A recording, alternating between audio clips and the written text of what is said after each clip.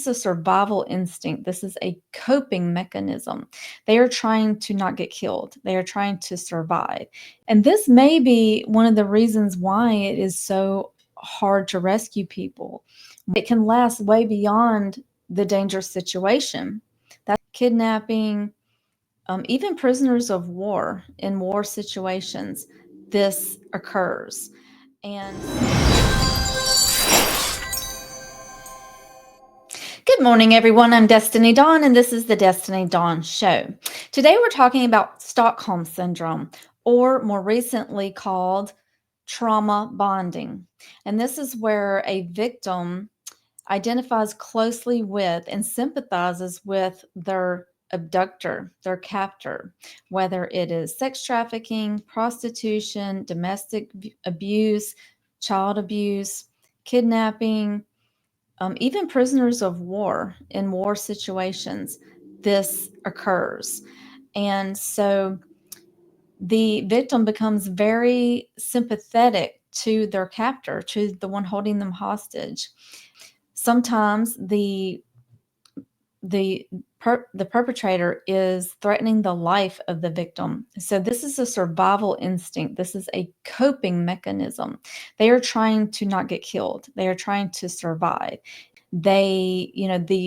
The person who abducted them or is holding them hostage may have threatened their life. And then that person may have changed their mind and relented and decided to not kill them.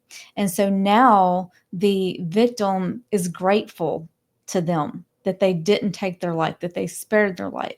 And so now they have these positive feelings toward their perpetrator for not taking their life, for not continuing to harm them.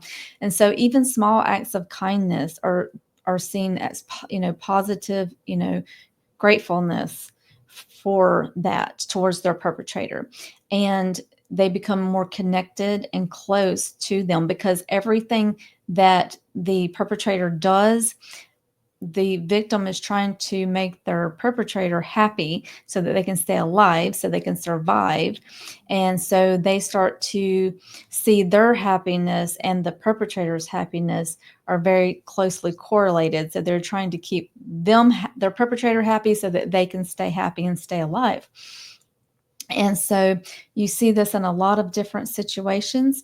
And it was the reason it's called Stockholm Syndrome is because it was very first recognized in Stockholm, Sweden, where there were a group of hostages, and this is what they saw that happened whenever it was a bank robbery, and they decided the hostages began to be very sympathetic towards the person holding them hostage. And not only did they begin to have positive feelings towards the perpetrator, but they will have negative feelings towards anyone who is trying to rescue them from the dangerous situation that they're in. And so they can even begin to resent the people who are trying to save them or rescue them. And anyone who's trying to disrupt the relationship, because now they have these closely attached positive feelings towards their perpetrator. So why does this happen? It is a coping mechanism. At the heart of it, it is a survival instinct. But that's what's interesting. Even after the person is out of that dangerous situation, they can still be protective of their perpetrator, not working with authorities, not wanting to get that person in trouble. And it could be either because they are living in fear of retaliation, that person may come back and do something else to them, or just not wanting to blame that person and instead blaming themselves because they don't want to feel like, well, they feel responsible that they caused this to happen, that no one ever should blame themselves for what someone else did to them. That was that person's choice. But they do sometimes blame themselves, and they don't want to put that person in a bad light or get them in trouble. And instead they said they will take on that responsibility for having those bad things happen to them. And this may be one of the reasons why it is so hard to rescue people, why it's such a low rescue rate, is that these victims, they don't want to get out of those situations because, for a variety of reasons, that's very hard. Trauma bonding can be one reason. And so in my daughter's case, I mean, reading these things, it is comforting to me to know about these things because my daughter had said, I didn't want them to save me. And so that is textbook from what I've been researching response, a textbook response. They can even resent the person who is trying to help them escape, like police or authorities. They can resent them. It is very comforting to me to understand these things, the psychology of it. And I think anybody who's been in this situation like this wants to understand it, wants to understand why these things are happening.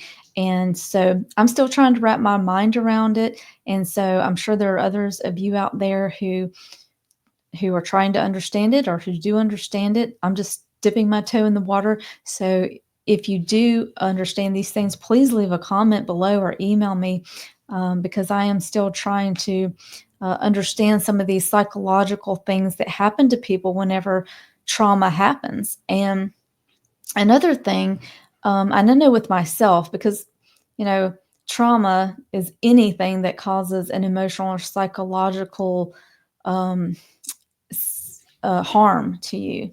And our myself and our family has experienced trauma from this very emotional and mentally heavy situation that we went through with our daughter.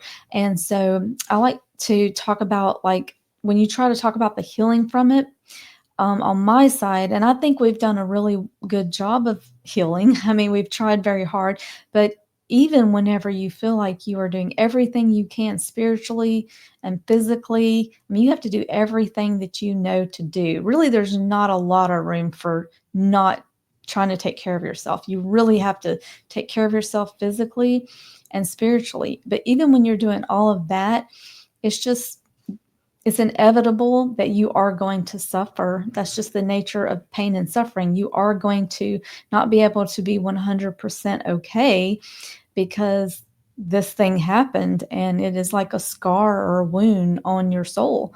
And I like to liken it to the pull-up bar. Um, I used to have a pull-up bar right in our dining room, and we would just walk by there anytime, we get through eating or whatever, we try to pull up on it because pull-ups are very hard to do. And so the first pull-up that you try to do, if you've never done one, I mean, you can't even do one, right? I mean, it's very hard to do. And I eventually got up to 9 pull-ups at my best, and that was pretty awesome. I wish I could get there again. But you develop that strength over time. One thing that seems impossible that you could never do, like you could not even do one, maybe you can get halfway the first time you try, or maybe a fourth of the way.